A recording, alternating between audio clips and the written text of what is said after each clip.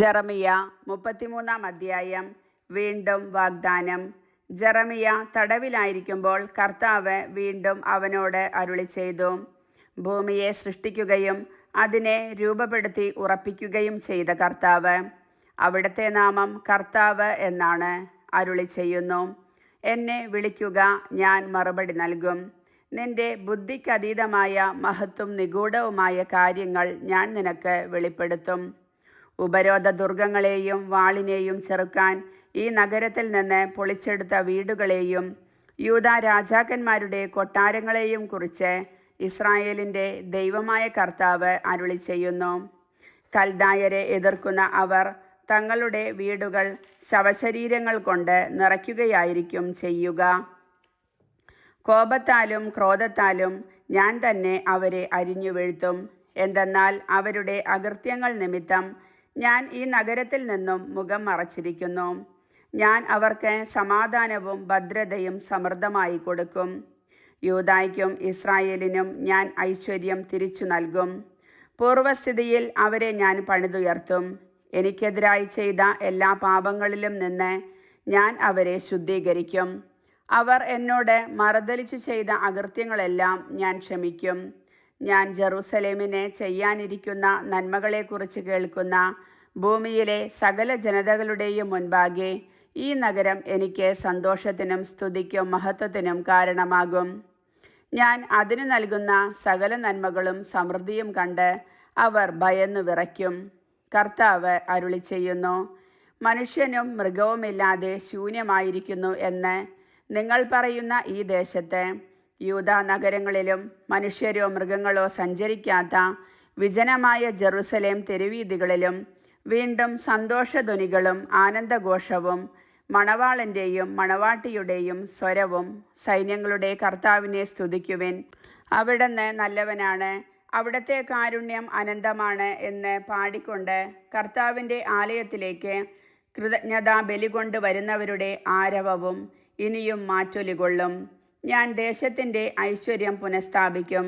സൈന്യങ്ങളുടെ കർത്താവ് അരുളിച്ചെയ്യുന്നു, മനുഷ്യരോ മൃഗങ്ങളോ ഇല്ലാതെ ശൂന്യമായി കിടക്കുന്ന ഈ ദേശത്തും ഇതിൻ്റെ എല്ലാ നഗരങ്ങളിലും ആടുമേയ്ക്കുന്ന ഇടയന്മാരുടെ കൂടാരങ്ങൾ വീണ്ടും ഉണ്ടാകും.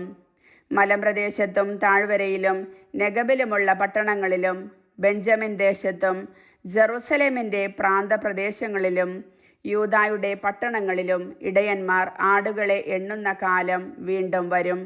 കർത്താവ് അരുളിച്ചെയ്യുന്നു, ഇസ്രായേൽ ഗോത്രത്തോടും യൂദാ ഗോത്രത്തോടും ഞാൻ ചെയ്ത വാഗ്ദാനം നിറവേറ്റുന്ന ദിവസം ഇതാ സമീപിച്ചിരിക്കുന്നു.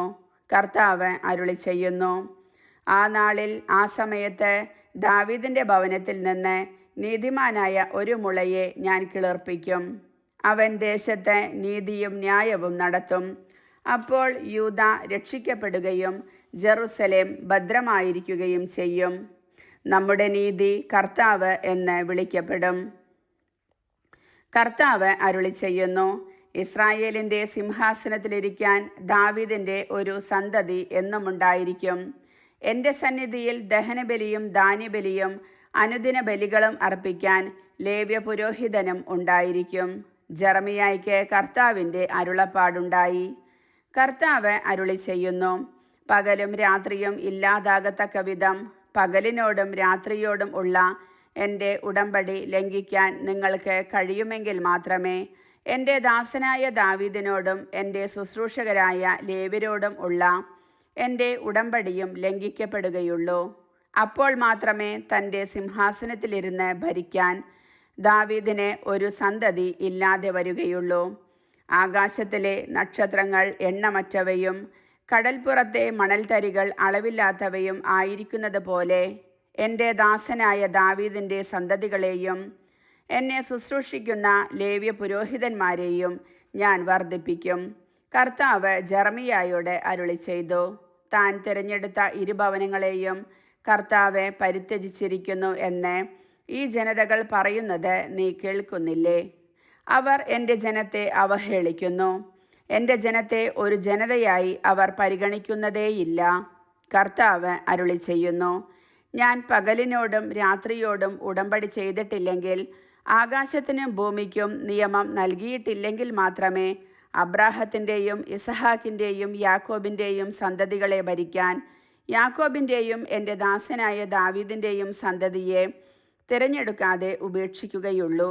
ഞാൻ അവർക്ക് വീണ്ടും ഐശ്വര്യം നൽകുകയും അവരുടെ മേൽ കരുണ ചൊരിയുകയും ചെയ്യും. കർത്താവിൻ്റെ വചനം.